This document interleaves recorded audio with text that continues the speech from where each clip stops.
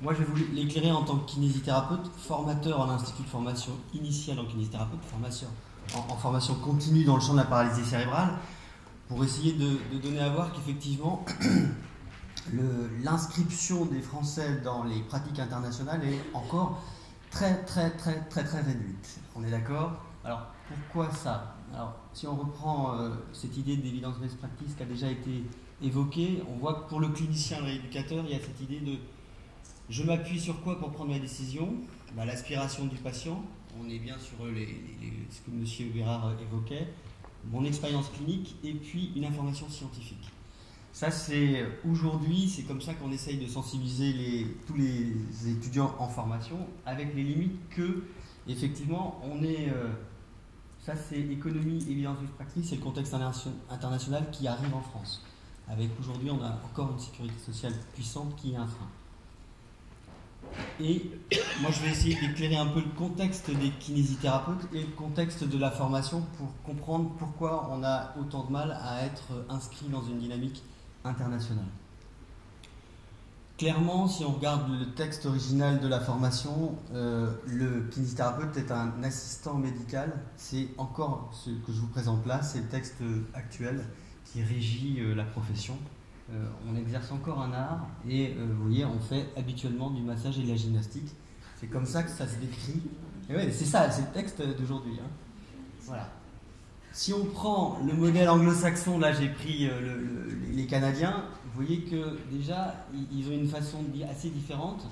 Grâce à une pratique fondée sur l'expérience et les faits, c'est les fameux facts qui traduisent cette preuve. Le physiothérapeute peut prévenir, évaluer, traiter les effets qu'une blessure, la douleur, une maladie ou un problème de santé peuvent avoir sur le mouvement, la fonction, l'état de santé. Puis je rajoute le client, vous voyez qu'on a aussi changé de terminologie dans la manière de présenter les choses. Alors ça bouge quand même. Ça c'est une proposition de l'ordre des kinésithérapeutes, je ne vais pas tout vous lire évidemment, mais j'ai mis en avant juste le kinésithérapeute concourt à la mission de service public relative à l'enseignement et à la recherche. Vous voyez, ça c'est 2015. On est à cette perspective qu'aujourd'hui, dans les textes que l'ordre des kinésithérapeutes peut proposer au ministère de la Santé, c'est oui, le kinésithérapeute peut être un acteur de santé dans la recherche, à condition que voilà, il y ait des changements de pratique et des changements dans la formation. Quand même, on est obligé de passer par là, c'est vrai qu'il faut poser les choses telles qu'elles existent. Aujourd'hui, la kinésithérapie, c'est 80% de travailleurs indépendants libéraux. D'accord? Où il y a 20% de salariés. Je ne parle pas de la paralysie cérébrale quand on parle de ça. Hein. On est d'accord que si on s'intéresse à la kinésithérapie dans la paralysie cérébrale, c'est un tout petit bout de ça. C'est pas du tout l'activité éponyme, donc c'est un tout petit bout. En gros, 81 000 professionnels aujourd'hui, 220 000 médecins pour situer un petit peu le... Il y a des ressources, mais pas forcément. Plutôt des cliniciens, pas du tout centrés sur le champ de la recherche. Et ceux qui travaillent dans la paralysie cérébrale sont aussi beaucoup dans le médico-social. Et il n'y a pas tant que ça de kinésithérapeutes dans les soins de suite, de réadaptation et dans les hôpitaux avec des sensibilités fortes, là où se fait plutôt la recherche. D'accord? Et je pense qu'il y a aussi un frein dans le mouvement, c'est effectivement un système. Il y a deux professions, deux métiers de la rééducation qui sont remboursés, orthophoniste et kinésithérapeute, tous les autres ne sont pas remboursés. C'est une chance et un frein aussi des fois au changement, puisqu'il y a un effet où l'acte libéral, c'est plus vous en faites et plus vous gagnez votre vie. Des fois, c'est ce que je dis aux étudiants, c'est un peu une prime à l'incompétence, des fois. Hein, il y a des équilibres à trouver entre eux sur l'avenir. Donc ça, c'est des questions que je commence à soulever. Je vous mets ça rapidement, c'est pour vous donner à voir aujourd'hui dans quel système de formation est construit un kinésithérapeute en France. C'est clairement un champ biomédical, purement du biomédical. Il n'y a absolument aucune notion de méthodologie, aucune notion de recherche. On est uniquement sur de l'anatomie physiologie, et puis après des techniques de rééducation en fonction des champs d'application. Mais il n'y a pas de construction. Pareil, il y a de l'avenir, il y a de l'espoir. 2015, normalement, il y a un nouveau programme de formation qui devrait sortir en septembre, et les pratiques changent. On s'inscrit dans un modèle psychosocial, on devient concepteur d'un projet de rééducation en lien avec les autres.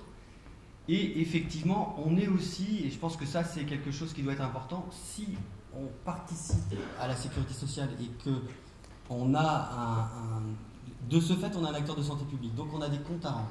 Et je pense que c'est vraiment quelque chose qui va être essentiel à l'avenir dans la profession, c'est de devoir rendre des comptes.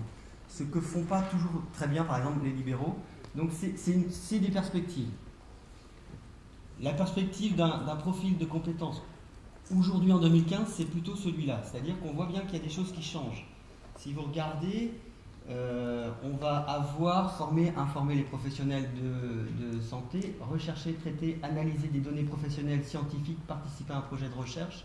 En 8, d'accord. En 11, c'est former, informer des professionnels, organiser des activités, coopérer avec différents acteurs. Ça change. Il y a une transformation qui est en cours et qui va demander du temps. Ça va s'appuyer sur un système qui est encore... Alors, il y a la formation initiale, la formation continue, c'est encore des systèmes qui ne sont pas toujours très en lien. Premier obstacle qui peut se présenter. Ça, c'est tous les instituts de formation qui existent aujourd'hui en France en kinésithérapie. Vous voyez, il y a plus d'écoles privées que d'écoles publiques. Et là-dessus, elles sont très régionales, très pratiques. Et il y a assez... Voilà, j'ai mis peu de liens à la formation continue. Il y a des espoirs. Il y a 2 instituts de formation qui donnent des titres universitaires en même temps qu'ils donnent un diplôme d'état de massokinésithérapie. On sort avec un Master 1 aujourd'hui dans 2 instituts de formation. Il y a de plus en plus de mobilité européenne dans les instituts de formation, particulièrement ces instituts de formation qui sont reliés à l'université. Ça ouvre, alors qu'on a tendance à rester très franco-français, quand même.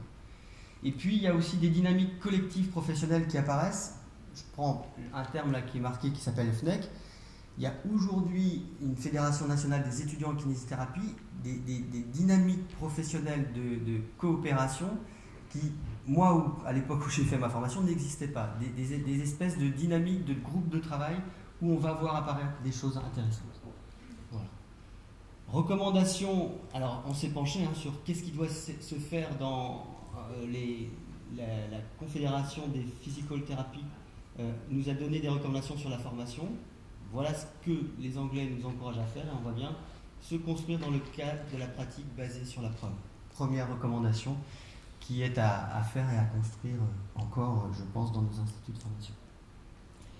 Donc si on revient à notre image de départ et à cette pratique basée sur la preuve dans le quotidien, en France on a une très grande expérience clinique, ça je pense qu'il y a une richesse là-dessus, mais qui doit absolument, et l'Europe nous aide avec la réforme des études, pour passer à une échelle internationale, on doit maintenant se mettre en perspective notre pratique et notre expérience clinique avec la preuve à l'international.